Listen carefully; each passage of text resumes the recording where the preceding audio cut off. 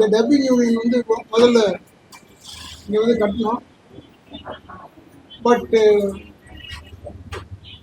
அது வரைக்கும் அமைதியாக தான் போச்சு. 2014 அப்புறம் ஆரம்பிச்சு 2012 இங்கே கட்டினது.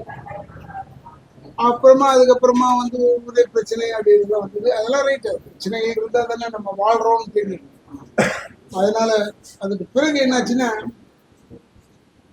இந்த கட்டிடத்தில் இப்படி பிரச்சனை இருக்கு அப்படி பிரச்சனை இருக்கு எழுதி போட்டு அதுக்கு ஒரு அரசியல் ஆளுமைகளை கூப்பிட்டு அவங்கவுங்க வசதிக்கு செய்கிறாங்க. நான் என்ன சொல்றேன்னா, அது எப்படி யார் செஞ்சுருந்தாலும் பரவாயில்ல, பட் நம்மளுடைய டப்பிங் யூனியன் மெம்பர்ஸ் இருக்கக்கூடாது. எதுக்குன்னா, நீ பேசுறதுக்கு வாழ்வு யூனியன் தான் அப்படின்னு நினைச்சு இந்த யூனியன் வாழ வேண்டும். ராதாரவி இருக்கிற யூனியன் இருந்தால் அது கஷ்டம். ராதாரவி சினிமா இருந்து கூட இருப்பா. சினிமா வேணாம்னு சொல்ல போதா, உங்களுக்கு பிடிக்காத செஞ்சிருக்கலாம், பிடிக்கிறத செஞ்சிருக்கலாம். பிடிக்காத செய்யும் போது ஒழிகன்னு சொல்லும் போது, பிடிச்சதை செய்யும் போது வாழ்கன்னு சொல்லலாம்.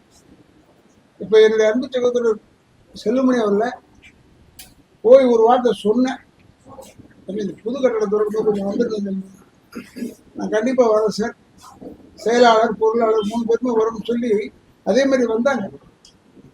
இது எதுக்கு நான் யூனியன் வாழணும்.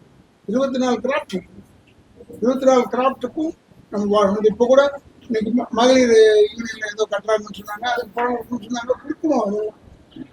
அதெல்லாம் நம்மளுடைய சகோதர சகோதரி. ஐ எம் ஆல்வேஸ் தெரியும் செல்லுமணி அவர்களுக்கு, சாமிநாதனுக்குலாம் தெரியும். நான் எப்போ பெப்சி சைடில் தான் கொஞ்சம் அது பயஸ்ன்னு எடுத்துக்கிட்டா கூட பரவாயில்ல. எதுக்காக சொல்றேன்னா, இப்போ இடிச்ச உடனே கட்டிட்டோம் பாருங்க, எல்லாருக்கும் ஆச்சரியம். எப்படி உடனே கட்டிங்கன்னா, அது என்னுடைய உறுப்பினர்களால் மட்டும்தான் செஞ்சேன். ஏன்னா அவங்க முயற்சி தான் இது நம்ம செஞ்சோம், நம்ம முன்னாடி இருந்து செஞ்சோம். அதனால எல்லா புகழுமே என்னுடைய உறுப்பினர்களுக்கு தான் செல்லுங்க ஒழிய எனக்கு. நானும் ஒரு கட்சியின் உறுப்பினர் சொல்லிக் கொள்கிறேன்.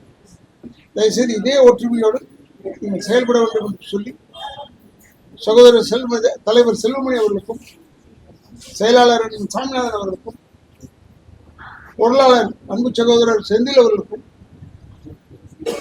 என்னுடைய நன்றி கலந்த வணக்கங்களை கூறி, இங்கே வந்து கலந்து கொண்ட அத்தனை பேருக்கும் உளமாற என்னுடைய நன்றியை தெரிவித்து, பத்திரிகையாளர் அன்பர்களுக்கும் என்னுடைய நன்றியை தெரிவித்து விடைபெறுகிறேன். அனைவருக்கும் வணக்கம். இன்று நமது டப்பிங் யூனியனோட புதிதான கட்டடம் அனைத்து விதிமுறைகளோடு, அரசு வகுத்த அனைத்து விதிமுறைகளோடு இந்த கட்டடம் கட்டப்பட்டிருக்கு. சம்மேளனத்தின் சார்பில் நாங்கள் நிர்வாகிகள் இந்த திறப்பு விழாவில் கலந்துக்கிட்டோம்.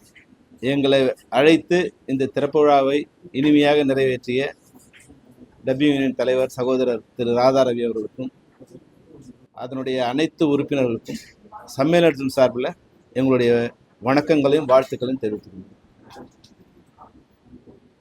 சகோதரர் ராதாரவி பேசும்போது சொன்னாங்க, சின்ன சின்ன பிரச்சனைகளை கடந்து தான் இந்த கட்டடம் கட்டப்பட்டிருக்குன்னு. உண்மையாகவே வந்து சென்னையில் விதிமீறிய கட்டடங்களை இடிக்கணும்னா 99% கட்டிடங்களை இடிச்சு தான் இருக்கும்.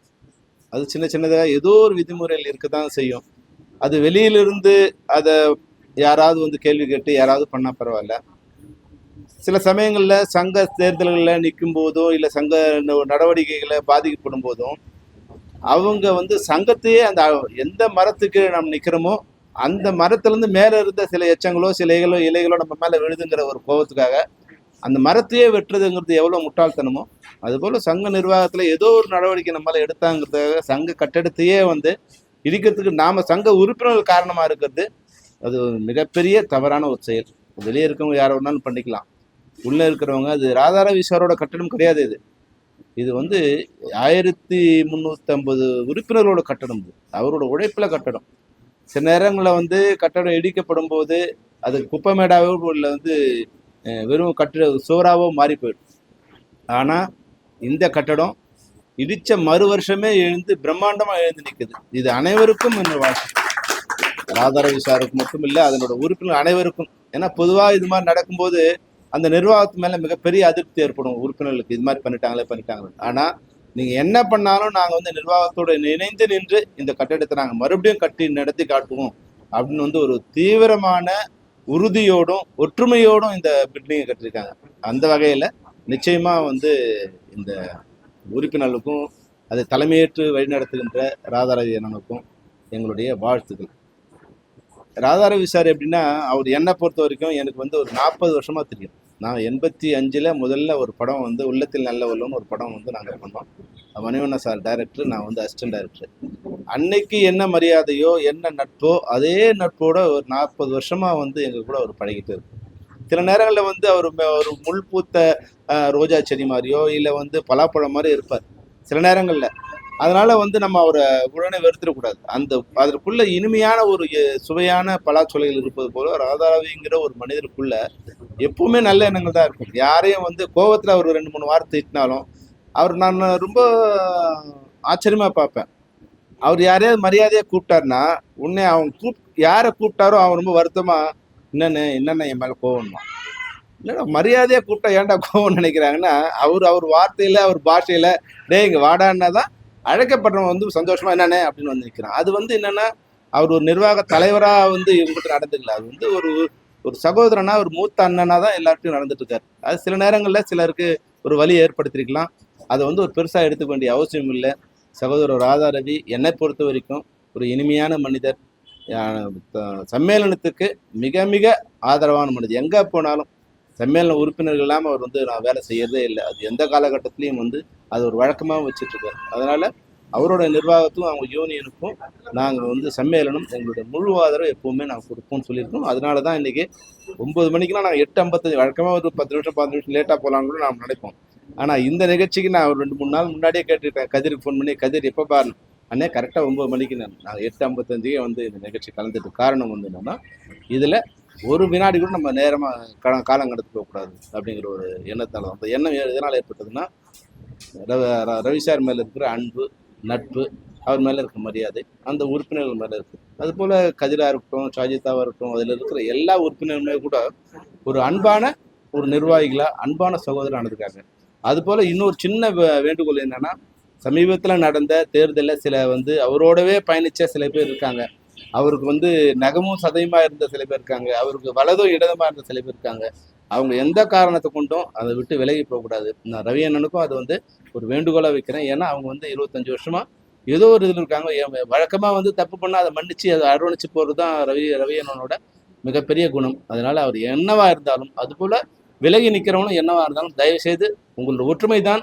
ஏன்னா இன்னும் எவ்வளோ நாள் தெரியாது. அதுக்கப்புறமா வந்து நீங்கள் தான் இந்த சங்கத்தை எடுத்து நடத்த போகிறீங்க. அப்போ அதனால் எப்பவுமே வந்து டப்பிங் யூனியன் வந்து ஒரு வலிமையான யூனியனாக இருந்திருக்கு எல்லாருக்குமே.